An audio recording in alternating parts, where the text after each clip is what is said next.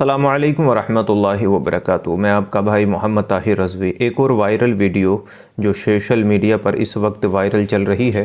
اس video کے بارے میں آپ کو چند باتیں بتانے والا ہوں، کیونکہ سنیت رہے یا دیگر فرقے رہیں، کچھ لوگ ایسے ہوتے ہیں کہ سوشل میڈیا پر آ کر وہ اپنے بیان کے اندر کچھ جملے ایسے استعمال کر لیتے ہیں جس کی وجہ سے پھر بڑی دقتوں کا سامنا علماء کرام کو کرنا پڑتا ہے۔ جی ہاں،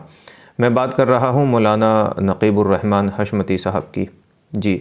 اور میں آپ سے بھی پرخلوص گزارش کروں گا، کیونکہ ہو سکتا ہے آپ اسلامی چینل سے جب جڑے ہوئے ہیں تو آپ ضرور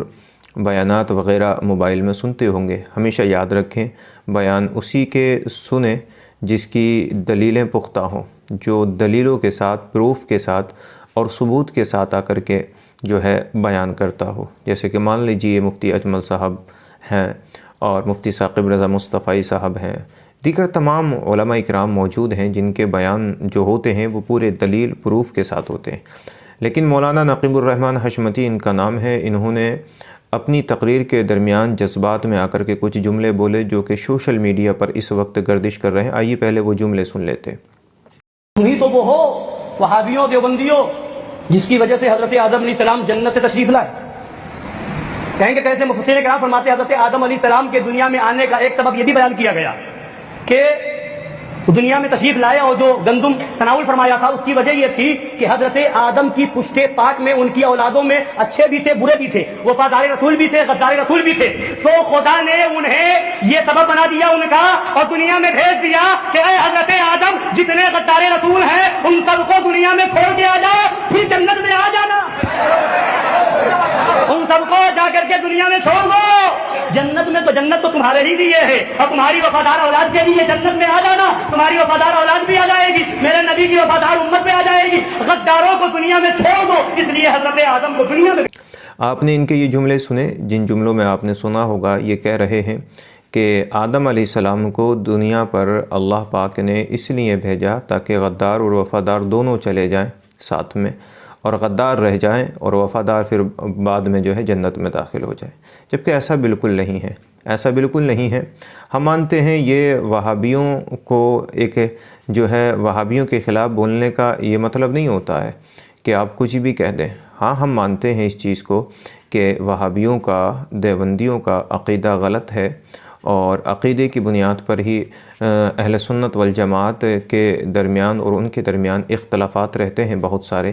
لیکن اس کا مطلب یہ نہیں ہے کہ ہم اپنی طرف سے من گھڑت باتیں عوام کو بتائیں کہ وہ ان کو جنت سے اس لیے نکالا گیا تاکہ غدار اور وفادار دونوں زمین پر آ جائیں، غدار زمین پر رہ جائیں اور وفادار جنت میں چلے جائیں۔ ایسا بالکل نہیں ہے۔ اللہ نے جب چاہا انی جاعل فی الارض خلیفہ، اگر آپ اس کی تفسیر دیکھیں گے تو آپ کو پتہ چلے گا کہ جب اللہ نے چاہا تھا کہ انسان کو زمین پر پیدا کیا جائے، زمین پر بھیجا جائے، تو فرشتوں نے کہا بھی تھا کہ پروردگار عالم تو انسان کو کیوں زمین پر بھیجنا چاہتا ہے، یہ زمین پر چلے جائیں گے تو جھگڑا کریں گے، فساد کریں گے، فتنہ پیدا ہوگا، تمام قتل و غارت زمین پر کیا جائے گا۔ لیکن اللہ کی مرضی تھی، اللہ چاہتا تھا انسان کو زمین پر بھیجنا، تو بس وہ ایک جو بات آپ نے کتابوں کے ذریعے پڑھی بھی ہوگی اور تمام علماء کی زبان سے سنی بھی ہوگی کہ وہ کوئی گندم کا جو دانہ تھا یا کسی درخت کے قریب جا کر کے آپ نے کچھ کھا لیا تھا، جس کی وجہ سے اللہ پاک نے زمین کی طرف آپ کو بھیجا، سمجھ رہے ہیں۔ اور کافی زمانے تک حضرت آدم علیہ السلام توبہ بھی کرتے رہے، روئے بھی، لیکن اللہ پاک نے آپ کی توبہ بھی قبول فرمائی۔ قرآن کریم میں پورا ذکر موجود ہے۔ تو اس کا مطلب یہ نہیں ہے کہ ہم یہ کہیں سوشل میڈیا پر آ کر کے کہ اللہ پاک نے اس لیے جنت سے نکالا تاکہ غدار چلے جائیں اور وفادار بھی چلے جائیں، غدار رہ جائیں دنیا میں اور وفادار واپس جو ہے جنت میں آ جائیں۔ ایسا ہرگز نہیں ہے۔ تو یہ کوئی دلیل نہیں ہوئی، نہ کوئی ثبوت ہے اس بات کا، نہ کوئی پروف ہے کہ اللہ پاک نے اس لیے جنت سے آپ کو نکالا اور زمین پر بھیجا۔ تو اس طریقے کے بیانات سن کر کے ایسی باتوں پر عمل نہ کیا کریں اور ایسی باتوں کو آگے شیئر نہ کیا کریں۔ اللہ پاک آپ کو بھی اور ہم سب کو ہدایت کا راستہ عطا فرمائے اور حضور نبی کریم صلی اللہ علیہ وسلم کی احادیث سننے کی اللہ پاک ہم کو توفیقات عطا فرمائے۔ کل پھر ملتا ہوں ایک نئی ویڈیو کے ساتھ، تب تک کے لیے اپنے بھائی کو اجازت دیں۔ السلام علیکم۔